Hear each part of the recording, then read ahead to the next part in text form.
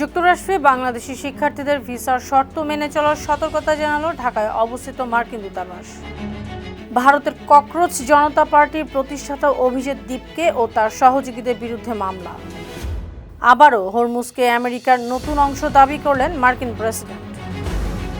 ইরানের বিরুদ্ধে অর্থনৈতিক বিধিনিষেধ আরোপে অংশ নিলে শত্রু হিসেবে বিবেচনার হুঁশিয়ারি।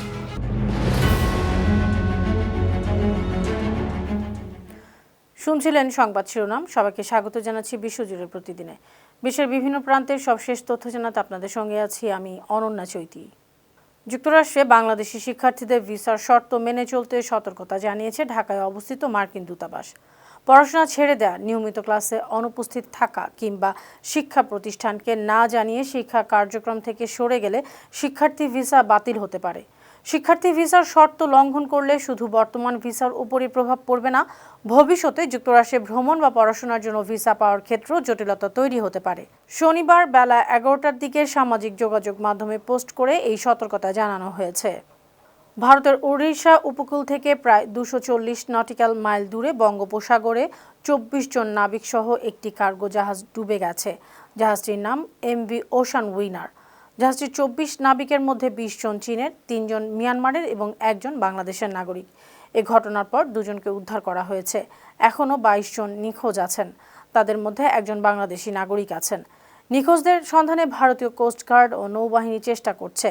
পানামার পতাকাবাহী জাহাজটি গেল 20 আগস্ট রাতে ওড়িশার পারাদ্বীপ বন্দর থেকে লৌহ আকরিক নিয়ে সিঙ্গাপুর রওনা করেছিল।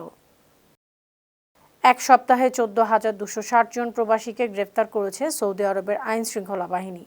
সৌদি স্বরাষ্ট্র মন্ত্রণালয় জানিয়েছে 13 থেকে 19 আগস্ট পর্যন্ত অভিযান চালিয়ে আবাসন আইনে 6,900 জন, সীমান্ত নিরাপত্তা আইনে 3,982 জন এবং শ্রম আইনে 3,378 জনকে গ্রেফতার করা হয়েছে। এ সময় অবৈধভাবে সৌদিতে প্রবেশের চেষ্টার দায়ে 1,524 জনকে আটক করা হয়। তাদের মধ্যে 63% ইথিওপীয়, 34% ইয়েমেনি এবং 1% অন্যান্য দেশের নাগরিক। অন্যদিকে অবৈধভাবে সৌদি আরব ত্যাগ করার সময় 38 জনকে আটক করা হয়েছে। এছাড়া আইন অমান্যকারীদের সহযোগিতার অভিযোগে গ্রেপ্তার করা হয়েছে 24 জনকে। ভারতের এক জেলা পরিষদ উর্দু স্কুলের শিক্ষকদের হুমকি দেওয়ার অভিযোগে ককরোচ জনতা পার্টির প্রতিষ্ঠাতা অভিজিৎ দীপকে, দলের জাতীয় সাংগঠনিক প্রধান অজিনক্য সিন্ধে এবং অন্যান্য কর্মীদের বিরুদ্ধে মামলা হয়েছে। মহারাষ্ট্রের ওই স্কুলের শিক্ষিকা সাইয়েদ শামসাদ বানু খাইরাত আলী পুলিশের কাছে লিখিত অভিযোগ করেছেন। তার অভিযোগ, দীপকে এবং তার সহযোগীরা বিনা অনুমতিতে স্কুলে প্রবেশ করেছেন, শিক্ষার্থীদের সঙ্গে শ্রেণীকক্ষে বসেছেন, প্রশাসনিক ব্যবস্থা ও শিক্ষার মান নিয়ে প্রশ্ন করেছেন। এসব ঘটনার ভিডিও ধারণ করে সামাজিক যোগাযোগ মাধ্যমে প্রচার করেছেন। মামলার প্রতিক্রিয়া অভিজিৎ দীপকে ইনস্টাগ্রাম স্টোরিতে সংশ্লিষ্ট সংবাদের স্ক্রিনশট এবং প্রধানমন্ত্রী নরেন্দ্র মোদীর একটি জনপ্রিয় মিম শেয়ার করেছেন, যেখানে বলা হয়েছে, ও মাই গড। পাকিস্তানের সেনাপ্রধান জেনারেল আসিম মুনির সোমবার ইরানের রাজধানী তেহরানে যাবেন। ইরানের পররাষ্ট্র মন্ত্রণালয়ের মুখপাত্র ইসমাইল বাঘাই জানিয়েছেন, দ্বিপক্ষীয় সহযোগিতা জোরদার করা এবং আঞ্চলিক শান্তি ও নিরাপত্তা প্রতিষ্ঠায় পাকিস্তানের আন্তরিক প্রচেষ্টার জন্যই আসিফ ইরানে যাবেন। তেহরান সফরে দুই দেশের দ্বিপক্ষীয় সম্পর্ক, নিরাপত্তা সহযোগিতা এবং আঞ্চলিক শান্তি ও স্থিতিশীলতার বিষয়গুলো গুরুত্ব পাবে। তবে সফরে নির্দিষ্ট কি বিষয় আলোচনা হবে বা কোনো চুক্তি হবে কিনা সে বিষয়ে কিছুই জানায়নি ইরানি কর্তৃপক্ষ। ইরানের প্রেসিডেন্ট মাসুদ পেজেশকিয়ান জানিয়েছেন, যুদ্ধ কোনো সমাধান নয়, নতুন করে সংঘাত শুরু হতে পারে এমন অনিশ্চয়তা ইরানের অর্থনীতিতে ক্ষতি হচ্ছে। এ পরিস্থিতি থেকে বেরিয়ে আসা এবং সমঝোতার জন্য ইরানের কর্মকর্তারা প্রায় প্রতিদিনই আলোচনা করছেন। তবে সেই সমঝোতায় ইরানের নীতি ও মূল্যবোধ অক্ষুণ্ণ থাকতে হবে। আলোচনায় যুক্তরাষ্ট্রকে কোনো ছাড় দেওয়া হবে না। প্রতিপক্ষ যাতে ভবিষ্যতে আবারও হামলার কথা চিন্তা না করে সেটি নিশ্চিত করতে হবে। যুক্তরাষ্ট্রের সঙ্গে সমঝোতা স্মারক প্রসঙ্গে তিনি বলেন, সমঝোতায় আত্মসমর্পণের মতো কোনো শর্ত নেই, তেহরানকে কোনো ছাড় দেওয়ার কথাও বলা হয়নি।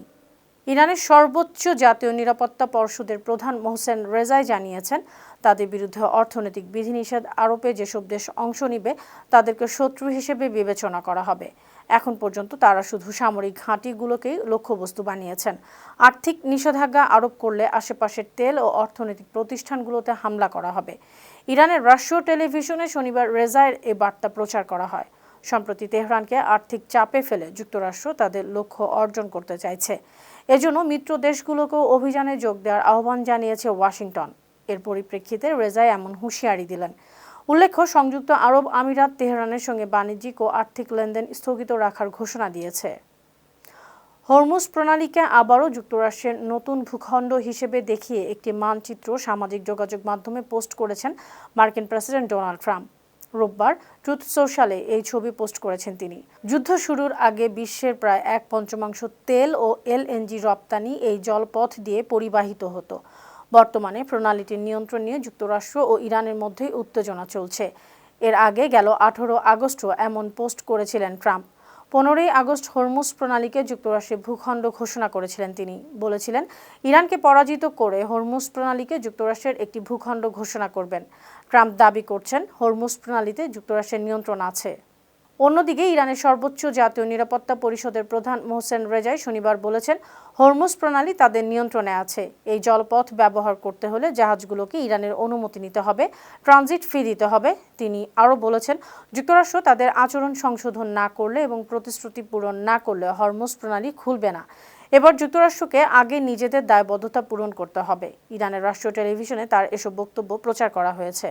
ফ্রান্সের প্রেসিডেন্ট ইমানুয়েল ম্যাক্রোর আমন্ত্রণে 23 আগস্ট 2 দিনের সফরে প্যারিস যাচ্ছেন সৌদি যুবরাজ মোহাম্মদ বিন সালমান। এই সফরে হরমুজ প্রণালীর বিকল্প পথ তৈরির পরিকল্পনা নিয়ে আলোচনা হতে পারে।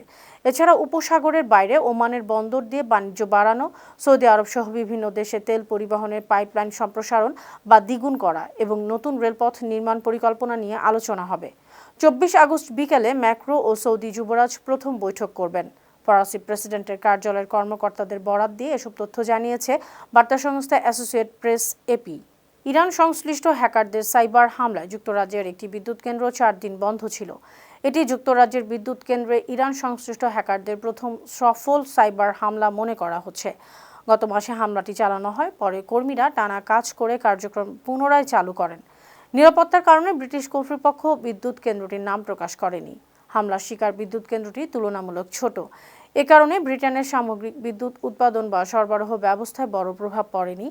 তবে বিশেষজ্ঞরা আশঙ্কা করছেন, ভবিষ্যতে অন্যান্য বিদ্যুৎ, পানি ও অন্যান্য জরুরি সেবার অবকাঠামো এ ধরনের হামলা হতে পারে। ব্রিটিশ সংবাদ মাধ্যম দ্য টেলিগ্রাফ এসব তথ্য জানিয়েছে। কানাডার বিরুদ্ধে নতুন করে যুক্তরাষ্ট্রের আরোপ করা শুল্কের জবাবে পাল্টা শুল্ক আরোপের ঘোষণা দিয়েছেন দেশটির প্রধানমন্ত্রী মার্ক কার্নি।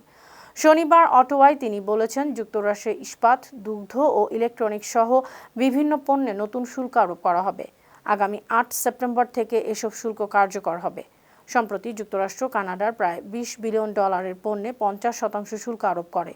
এতে দুই দীর্ঘদিনের বাণিজ্যিক অংশীদার ও মিত্র দেশের সম্পর্কে আরও চাপ পড়েছে। কার্নির ঘোষণার পর মার্কিন প্রেসিডেন্ট ডোনাল্ড ট্রাম্প সামাজিক যোগাযোগ মাধ্যম ট্রুথ সোশ্যালে কানাডার সমালোচনা করেছেন। তিনি বলেছেন, কানাডা দীর্ঘদিন ধরে আমেরিকান কৃষকদের উপর বিপুল পরিমাণ শুল্ক আরোপ করছে। ইসরায়েলি কারাগারে বন্দী ফিলিস্তিনি রাজনৈতিক নেতা মারওয়ান বারঘুতির মুক্তি চেয়ে একটি আন্তর্জাতিক প্রচারণায় সংহতি জানিয়েছেন বিশ্বের 200 জনেরও বেশি বিশিষ্ট সাংস্কৃতিক ব্যক্তিত্ব। এদের মধ্যে মার্ভেল সিনেমার 20 জন জনপ্রিয় অভিনেতা অভিনেত্রীও আছেন। ফ্রি মারওয়ান নাও নামক গ্রুপের একটি ইনস্টাগ্রাম পোস্টের বরাতে এসব তথ্য জানা গেছে। এই প্রচারণায় সংহতি জানিয়েছেন ডক্টর স্ট্রেঞ্জ খ্যাত তারকা বেনেডিক্ট কাম্বারব্যাচ, হাল্ক খ্যাত মার্ক রাফালো, ম্যাগনেটোর খ্যাত ইয়ান ম্যাককেলেন, কেন ব্লানচেট, টিলডা সুইনটন সহ অনেকেই। মারওয়ান বারঘুতি ফিলিস্তিনের ক্ষমতাসীন রাজনৈতিক দল ফাতাহ সিনিয়র নেতা। প্রথম ও দ্বিতীয় ফিলিস্তিনি গণ অভ্যুত্থানে তিনি প্রধান নেতা ছিলেন। 2002 সালে ইসরায়েলি বাহিনী তাকে গ্রেফতার করে। সুপ্রিয় দর্শক, এই ছিল আজকের বিশ্বজুড়ে প্রতিদিনের আয়োজনে। দেশ বিদেশের বিভিন্ন খবর নিয়ে আবার আপনাদের সামনে হাজির হব। সেই পর্যন্ত ভালো থাকুন, সুস্থ থাকুন, বায়ান্ন টিভির সঙ্গে থাকুন। ধন্যবাদ।